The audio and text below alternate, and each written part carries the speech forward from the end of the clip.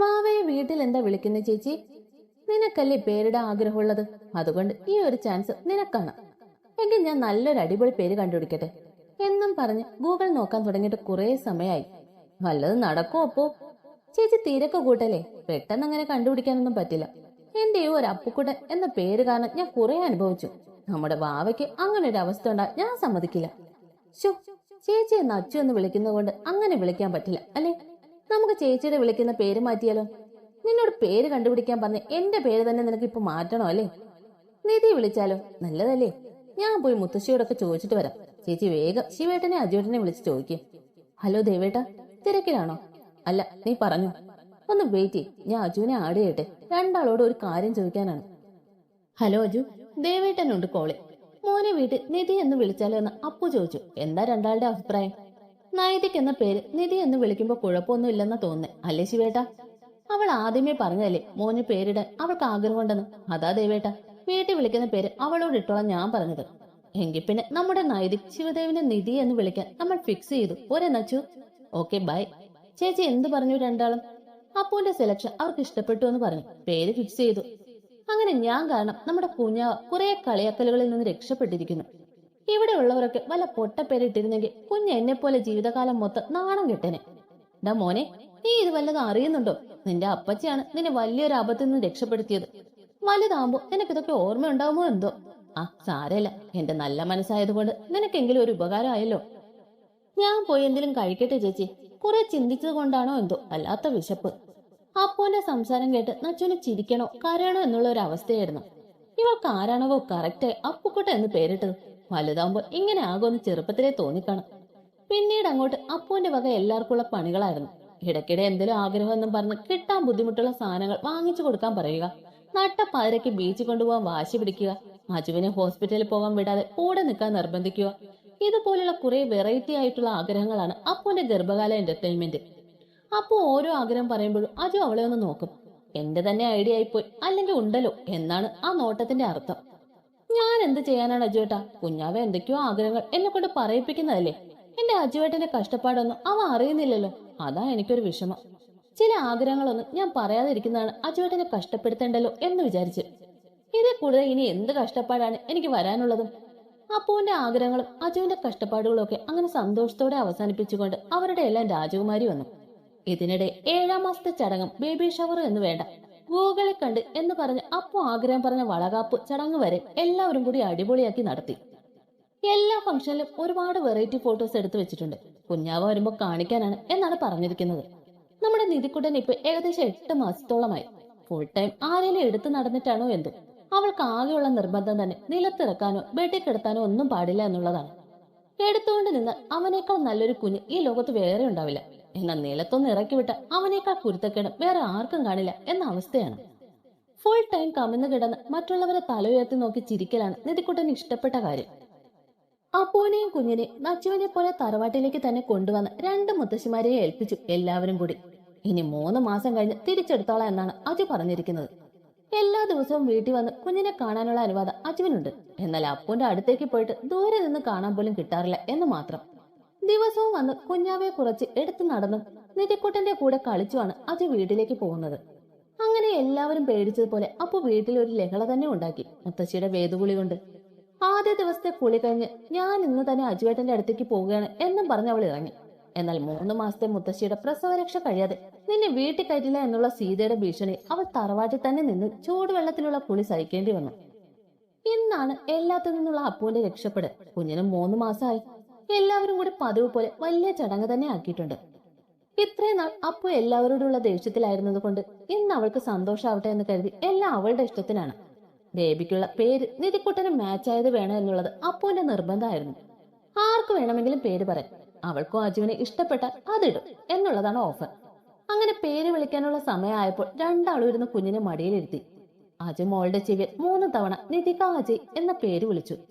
എല്ലാവരും മോൾക്ക് സ്വർണവും ഡ്രസ്സും ഒക്കെ കൊണ്ടുവന്ന് കൊടുത്തു. ഭക്ഷണം കഴിച്ച് ഫോട്ടോസ് ഒക്കെ എടുത്ത് ബാക്കിയുള്ളവർ ഒക്കെ പോയി. ഇപ്പൊ തറവാട്ടിൽ വീട്ടുകാർ മാത്രമായി. അപ്പു, ഈ പേര് ആരുടെ സെലക്ഷൻ ആണെന്ന് അറിയാമോ?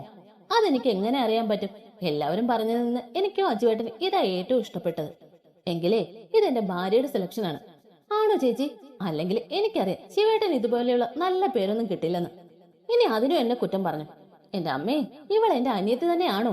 എനിക്ക് നല്ല സംശയമുണ്ട് ഹോസ്പിറ്റലിൽ നിന്ന് കുഞ്ഞു മാറിയതാണോ എന്ന്. അല്ലാതെ ഇങ്ങനെ ഉണ്ടാവുമോ ഒരനിയത്തി? ശിവേട്ടന്റെ അനിയത്തി പിന്നെ ശിവേട്ടനെ പോലെ അല്ലാതെ മദർ തെരേസ ഒന്നും ആവില്ലല്ലോ. ഞാൻ നിർത്തി മോളെ, നിന്നോട് പറഞ്ഞ എനിക്ക് സമയനഷ്ടം മാത്രമേ ഉണ്ടാവൂ. ഇവരെ രണ്ടിനെ എങ്ങനെ ആന്റി ഇത്രയും നാൾ ഒരു വീട്ടിൽ ഒന്നിച്ചു കൊണ്ടുപോയത് എന്ന് എനിക്ക് മനസ്സിലാവാത്തത്. അതിന് ഇപ്പോഴല്ലേ രണ്ടെണ്ണവും ഇങ്ങനെയായത്. പണ്ടൊക്കെ ശിവ ഫുൾ ടൈം ഫ്രണ്ട്സിന്റെ കൂടെ പുറത്തോ, അപ്പോ ആണ് വീട്ടിൽ ഇരുന്ന് മൊബൈലിൽ കളിക്കും. അതൊരു സത്യമായതുകൊണ്ട് രണ്ടാളും ഒന്നും മിണ്ടാതിരിക്കുന്നുണ്ട്. ചേച്ചി, അടുത്ത മാസം നിധിക്കുട്ടന് 1 വയസ്സാവുമല്ലോ. എത്ര പെട്ടെന്നാണ് ഒരു കൊല്ലമായത്. എന്തൊക്കെയാ പരിപാടി? നമുക്ക് അടിപൊളിയാക്കണം ബർത്ത്ഡേ പാർട്ടി. ഇന്നൊരു പരിപാടി കഴിഞ്ഞതിന്റെ ക്ഷീണം നിനക്ക് മാറിയോ അപ്പു? അന്ന് തന്നെ അപ്പവും നിച്ചുക്കുട്ടി അജുവിന്റെ വീട്ടിലേക്ക് പോയി. അതോടെ തറവാട്ടിൽ ആകെയപ്പോ നിധിക്കുട്ടന്റെ ഒച്ചയും ബഹളം മാത്രമേ ഉള്ളൂ. മോനെ ആദ്യമേ നിധി എന്ന് വിളിക്കുന്നത് കൊണ്ട് മോളെ നിച്ചു എന്ന് വിളിക്കാമെന്ന് എല്ലാവരും കൂടി തീരുമാനിച്ചു. ഇപ്പൊ വീട്ടിൽ ഒരു നച്ചുവും നിച്ചുവും ആയി. ഒരാൾ ചെറുതായതുകൊണ്ട് ഇപ്പൊ പ്രശ്നമില്ല. ഇനി വലുതാവുമ്പോ ഒരാളെ വിളിച്ച മറ്റേ ആള് ഓടിവരും എന്നാണ് അപ്പു പറയുന്നത്. ഞാൻ അതൊക്കെ ശ്രദ്ധിച്ചോളാം എന്നും പറഞ്ഞ് നച്ചു അതിന് പരിഹാരം കണ്ടു. അല്ലെങ്കിൽ അപ്പു വീണ്ടും പഴയതുപോലെ തന്റെ പേര് മാറ്റാൻ പറയുമെന്ന് അവൾക്ക് നല്ല പേടിയുണ്ട്. നീണ്ട 4 വർഷങ്ങൾക്ക് ശേഷം ഒരു ജൂൺ 1 സെന്റ് മേരീസ് സ്കൂളിൽ LKG ക്ലാസിന്റെ ഓപ്പണിംഗ് ഡേ. എല്ലാവരും പഴയതുപോലെയൊക്കെ തന്നെയാണ്. വലിയ മാറ്റങ്ങളൊന്നും തന്നെയില്ല. ആകെയുള്ള മാറ്റം ശിവയുടെയും അച്ഛന്റെയും കൂടെ അപ്പു കൂടി ഇപ്പൊ ഓഫീസിൽ പോകുന്നുണ്ട് എന്നുള്ളതാണ്. എന്നാൽ ഇടയ്ക്കൊക്കെ അവൾ മടി പിടിച്ച് വീട്ടിലിരിക്കും എന്നുള്ളത് വേറെ കാര്യം. ബാക്കിയുള്ളവരൊക്കെ പഴയതുപോലെ ഹോസ്പിറ്റലിൽ പോകുന്നുണ്ട്. അച്ചും നിധിയും കുറച്ച് വലുതായതോടെ അവനെ നന്ദിനിയെ ഏൽപ്പിച്ച് പോയി തുടങ്ങി. 2 കൊച്ചുമക്കളെ നോക്കലാണ് മുത്തശ്ശന്മാർക്കും മുത്തശ്ശിമാർക്കും നന്ദിനിക്കും ഇപ്പോൾ ഉള്ള പണി. രണ്ടെണ്ണവും ഒന്നിച്ചായ പിന്നെ ബാക്കിയുള്ളവരുടെ കാര്യത്തിലൊക്കെ ഒരു തീരുമാനമാകും. നിച്ചുവിന്റെ മെയിൻ പാരയാണ് അപ്പു എന്നാണ് അവളുടെ പറച്ചിൽ. ബാക്കിയുള്ളവരെയൊക്കെ എന്തെങ്കിലും പറഞ്ഞ് മയക്കിയെടുത്താലും തന്റെ അമ്മയുടെ അടുത്ത് അതൊന്നും ചിലവാകില്ല എന്ന് അവൾക്ക് നല്ലോണം അറിയാം. തങ്ങളെക്കാൾ വലിയ ഉടായ്പാണ് അമ്മ എന്ന് മോൾക്കറിയില്ലല്ലോ. ഇന്നാണ് നൈതിക് ശിവദേവ് എന്ന നിധിയുടെയും നിധിക അജയ് എന്ന നിച്ചുവിന്റെ ഫസ്റ്റ് ഡേ. നിധിക്കിപ്പോ 5 വയസ്സും നിച്ചുവിന് 4 വയസ്സും കഴിഞ്ഞു. കഴിഞ്ഞ കൊല്ലം നിധിക്കുട്ടനെ സ്കൂളിൽ ചേർക്കേണ്ടതായിരുന്നു. എന്നാൽ തന്റെ നിച്ചുവിന്റെ കൂടെ മാത്രമേ താനെ സ്കൂളിൽ പോകുള്ളൂ എന്ന വാശി കാരണം 1 കൊല്ലം കൂടി വെയിറ്റ് ചെയ്യേണ്ടി വന്നതാണ്. രണ്ടുപേരും തമ്മിൽ ഏകദേശം 1 വയസ്സ് വ്യത്യാസം ഉണ്ടെങ്കിലും അതൊന്നും ആർക്കും തോന്നാറില്ല. എല്ലാ കാര്യത്തിലും രണ്ടാളും എപ്പോഴും ഒന്നിച്ചായിരിക്കും. നിച്ചു തന്നേക്കാൾ ചെറുതായതുകൊണ്ട് തന്നെ നിധിക്ക് എപ്പോഴും ഒരു ഏട്ടന്റെ കരുതൽ കൂടി അവളോട് ഉണ്ടായിരുന്നു. നിച്ചുവിനാണ് നിധി തന്റെ ബെസ്റ്റ് ഫ്രണ്ടാണ്. എപ്പോഴും അവന്റെ കൂടെ തന്നെ അവന്റെ വാല് പോലെ പിറകെ കാണും.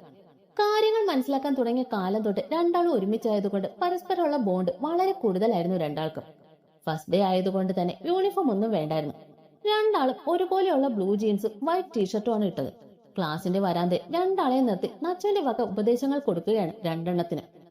നിധി, നിച്ചു, രണ്ടാളോടും കൂടിയാണ് മമ്മ പറയുന്നത്. ഇവിടെ ആരോടും വഴക്കിന് പോകരുത്. എല്ലാരോടും കൂട്ടുകൂടണം. അല്ലാതെ നിങ്ങൾ രണ്ടാളും മാത്രമായിട്ട് ഇരിക്കരുത്. മിസ് പറയുന്ന എല്ലാം അനുസരിക്കണം. ചേച്ചിക്ക് തോന്നുന്നുണ്ടോ ഇത് രണ്ടെണ്ണോ ഈ പറഞ്ഞതൊക്കെ അനുസരിക്കുമെന്ന്? വെറുതെ ചേച്ചിയുടെ സമയം വേസ്റ്റ് ആക്കുക എന്നല്ലാതെ. ദേ, രണ്ടിനോടും കൂടിയാണ്. അറിയാലോ എന്നെ. ചേച്ചി പറഞ്ഞതുപോലെയൊക്കെ അനുസരിച്ചില്ലെങ്കിൽ എന്ത് ചെയ്യുന്ന അറിയാലോ. അമ്മ ഞങ്ങളുടെ ചോക്ലേറ്റ്സ് ഒക്കെ എടുത്ത് തിന്നു എന്നല്ലേ? അത് തന്നെയല്ലേ എപ്പോഴും ചെയ്യുന്നത്. പിന്നെന്തിനാ പറയുന്നത്? ഈ അമ്മ കാരണം ഞങ്ങൾക്കൊരു മുട്ടായി പോലും ഇപ്പൊ സമാധാനത്തിൽ തിന്നാൻ പറ്റാത്ത അവസ്ഥയാണ് മമ്മ. ഇതിനെ എവിടെയെങ്കിലും കൊണ്ടുവിടാൻ അച്ഛനോട് ഞാൻ എത്ര നാളായിട്ട് പറയുമെന്നറിയോ? ഡേ, നീയേ എന്റെ മോളാണ്, അല്ലാതെ അമ്മയല്ല. അവൾ എന്നെ കയറി ഭരിക്കാൻ നോക്കുന്നു. നിന്നെയൊക്കെ പ്രസവിച്ച് ഇത്രയും നോക്കി വളർത്താമെങ്കിലേ നിന്റെ ഒരു ചോക്ലേറ്റ് ഒക്കെ എനിക്ക് എടുക്കാം. ഇങ്ങനെയുണ്ടോ ഒരു മോൾ? അമ്മയോട് മുട്ടായിക്ക് വരെ കണക്ക് പറയുന്നു. ഒന്നാണെങ്കിൽ സാരല്ലേ, ഇത് എപ്പോഴും എടുക്കുന്നില്ലേ? എന്റെ മമ്മ എന്ത് മിഠായി വാങ്ങിയാലും അമ്മ അതിൽ നിന്ന് ടേസ്റ്റ് നോക്കാനെന്ന് പറഞ്ഞ് വലിയ പീസ് എടുക്കും. ഇങ്ങനെ ഒരു അമ്മയെ എന്റെ ജീവിതത്തിൽ ഞാൻ കണ്ടിട്ടില്ല.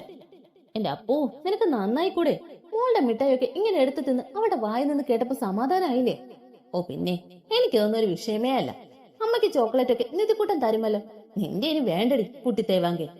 അമ്മ ഇനി അവനെ സോപ്പിട്ട് അടിച്ചു മാറ്റാൻ നോക്കണ്ട. ഞാൻ സമ്മതിക്കില്ല. ഇതേ എന്റെ നിധിയാ. അവന്റെ എല്ലാം എന്റേതാണ് അല്ലേടാ? ഒന്ന് വാ എന്റെ നിച്ചു. എല്ലാരും ക്ലാസ്സിൽ കയറി. ബാക്കി നമുക്ക് വീട്ടിൽ പോയിട്ട് വഴക്കൂടാം. നിധി നിച്ചുവിന്റെ കൈ പിടിച്ച് അപ്പൂനോടും നച്ചുവിനോടും ബായ് പറഞ്ഞ് ക്ലാസ്സിലേക്ക് നടന്നു. രണ്ടാളും കൂടി ഒരേപോലെ ഡ്രസ് ഇട്ട് അങ്ങനെ ചേർന്ന് പോകുന്ന കണ്ട് പെട്ടെന്ന് കാണുന്നവർക്ക് അവർ ട്വിൻസ് ആണെന്നേ തോന്നും. പലപ്പോഴും എവിടെയെങ്കിലും ഒക്കെ പോകുമ്പോൾ ആരെങ്കിലും ഒക്കെ അത് ചോദിക്കാറുമുണ്ട്. അവരെ തന്നെ ചെറു ചിരിയോടെ നോക്കി നിൽക്കുന്ന നച്ചുവിനെ അപ്പു ഒന്ന് നോക്കി. അവരെ ഇങ്ങനെ കാണുമ്പോൾ ചേച്ചിക്ക് ഇപ്പൊ എന്താ തോന്നേ? ചെറുപ്പത്തിലെ എന്നെ അജുവിനെ പോലെ തന്നെ ഉണ്ട്. ഞങ്ങൾ തമ്മിൽ വയസ്സ് ഒരുപോലെയാണെന്ന് മാത്രമേ ഇവരുടെ കാര്യത്തിൽ മാറ്റമുള്ളൂ. മമ്മയും അമ്മയും ഒക്കെ എപ്പോഴും പറയാറുണ്ട് ചെറുപ്പത്തിൽ ഞാൻ അജുവിന്റെ കൂടെ അല്ലാതെ ഒരിടത്തും പോകാൻ വരില്ല എന്ന്. ഒരിക്കൽ അവർ എവിടെയോ എന്നെ ഉറങ്ങിയ സമയത്ത് കൊണ്ടുപോയിട്ട് ഞാൻ തിരിച്ചു വരുന്നതുവരെ കരച്ചിലായിരുന്നു എന്നൊക്കെ പറഞ്ഞ് മമ്മ ഇടയ്ക്കൊക്കെ എന്നെ കളിയാക്കാറുണ്ട്. അജയനും ശിവയ്ക്ക് എന്തൊക്കെയോ തിരക്കുകൾ കാരണം ഇന്ന് സ്കൂളിൽ വരാൻ പറ്റിയില്ല. അതുകൊണ്ട് തന്നെ രണ്ടമ്മമാരും കൂടിയാണ് മക്കളെ കൊണ്ടുവിടാൻ വന്നത്. നാളെ മുതൽ സ്കൂൾ ബസ്സിലാണ് പോക്കുവരവൊക്കെ. ഇന്ന് ക്ലാസ് ഉച്ചവരെ ആയതുകൊണ്ട് സ്കൂളിൽ തന്നെ വെയിറ്റ് ചെയ്യുവാണ് അപ്പൂന്ന് അച്ചും. രണ്ടാളെയും കൂട്ടി തിരികെ പോവാൻ. ചേച്ചിക്ക് അറിയോ, എന്റെ ഏറ്റവും വലിയ ആഗ്രഹമായിരുന്നു ചേച്ചി അജുവേട്ടനെയും പോലെ നമ്മുടെ മക്കളും ആവണമെന്ന്. നിങ്ങൾ ആദ്യമായി നാട്ടിൽ വന്ന് നിങ്ങളുടെ പരസ്പരമുള്ള സ്നേഹവും കെയറിങ്ങും ഒക്കെ കണ്ടപ്പോൾ എനിക്ക് ശരിക്കും ചിലപ്പോഴൊക്കെ സങ്കടം പോലും വന്നിട്ടുണ്ട്. ഇങ്ങനെ ഒരാൾ എനിക്കില്ലല്ലോ എന്നോർത്ത്. അജുവേട്ടൻ എന്നോട് ഇഷ്ടം പറഞ്ഞപ്പോൾ ആദ്യം മനസ്സിൽ തോന്നിയത് നിങ്ങളിൽ ഒരാളായി എന്നെയും കൂട്ടുമല്ലോ എന്നാണ്. അത് ഞാൻ അജുവേട്ടനോട് അപ്പോൾ തന്നെ പറയുകയും ചെയ്തിരുന്നു. ആ സമയത്തൊക്കെ ഞാനും ശിവേട്ടനും തമ്മിലുള്ള ബന്ധം ഇപ്പോഴത്തെ പോലെ അത്ര നല്ലതൊന്നും ആയിരുന്നില്ലല്ലോ. നമ്മുടെ മക്കൾ തമ്മിൽ ഒരുപാട് ഏജ് ഡിഫറൻസ് ഉണ്ടായ നിങ്ങളുടേത് പോലുള്ള ബോണ്ടിങ് ഉണ്ടാവില്ല എന്ന് തോന്നിയത് കൊണ്ടുകൂടിയാണ് ഞാൻ ചേച്ചി പ്രഗ്നന്റ് ആയ സമയത്ത് തന്നെ പ്രഗ്നന്റ് ആവണമെന്ന് ആഗ്രഹിച്ചത്. എന്ന് വിചാരിച്ച് എനിക്ക് കുഞ്ഞു വേണമെന്ന ആഗ്രഹം ഉണ്ടായിരുന്നില്ല എന്നല്ല കേട്ടോ. ആ സമയത്ത് എല്ലാം കൊണ്ട് ഞാനും അജുവേട്ടനും ഒരു കുഞ്ഞിനെ സ്വീകരിക്കാൻ തയ്യാറായിരുന്നു. പിന്നെ ദൈവത്തിനും തോന്നിക്കാണും എന്റെ ആഗ്രഹം നല്ലതാണെന്ന്. അതല്ലേ ഞങ്ങൾ പോലും വിചാരിക്കാതെ നിച്ചുമോളെ ഞങ്ങൾക്ക് തന്നത്. നമ്മുടെ ആഗ്രഹം നല്ലതാണെങ്കിൽ ദൈവം അത് സാധിപ്പിച്ചു തരും എന്നുള്ളത് സത്യമാണെന്ന് എനിക്കിപ്പോ മനസ്സിലായി. ഇപ്പൊ അവരെ രണ്ടാളെ ദൂരെ നിന്ന് നോക്കുമ്പോൾ നമ്മുടെ മക്കളും നിങ്ങളെപ്പോലെ ഒരുപാട് സ്നേഹത്തോടെ എപ്പോഴും ഒന്നിച്ചുണ്ടാവണം എന്ന് എന്റെ ആഗ്രഹം സാധിച്ചു എന്ന് തോന്നുക. നിങ്ങളെ നിധി പപ്പ അമ്മ എന്ന് വിളിക്കുന്നത് കൊണ്ടാണ് ഞാൻ രണ്ടാളോട് ഞങ്ങളെ അച്ഛ അമ്മ എന്ന് വിളിക്കാൻ പറഞ്ഞത്. കേൾക്കുന്നവർക്ക് ചിലപ്പോൾ തോന്നും എന്റെ ഈ ആഗ്രഹം ഒരു തമാശ ആണെന്ന്. പക്ഷെ നിങ്ങൾ രണ്ടാളെ അറിയുന്നവർക്ക് മനസ്സിലാവും ഞാൻ എന്തുകൊണ്ടാണ് ഇങ്ങനെ ആഗ്രഹിച്ചതെന്ന്. ശരിക്കും അജുവേട്ടന്റെയും ചേച്ചിയുടെ മിനി വേർഷനാണ് നിധിയും നിച്ചു, അല്ലെ? ഇവർ ഇങ്ങനെ തന്നെ എപ്പോഴും ഒന്നിച്ചുണ്ടാവട്ടെ എന്ന് നമുക്ക് ദൈവത്തോട് പ്രാർത്ഥിക്കാം. ഉണ്ടാവും ചേച്ചി. നമ്മുടെയൊക്കെ സ്നേഹവും കരുതലും ഒക്കെ കണ്ടല്ലേ അവരും വളരുന്നത്. ഇതുപോലെ പരസ്പര സ്നേഹത്തോടെ കരുതലോടെ എല്ലാവരും ഇനി ഒരുപാട് നാൾ സന്തോഷത്തോടെ ഒന്നിച്ച് ജീവിക്കട്ടെ. They gone with the lives happily.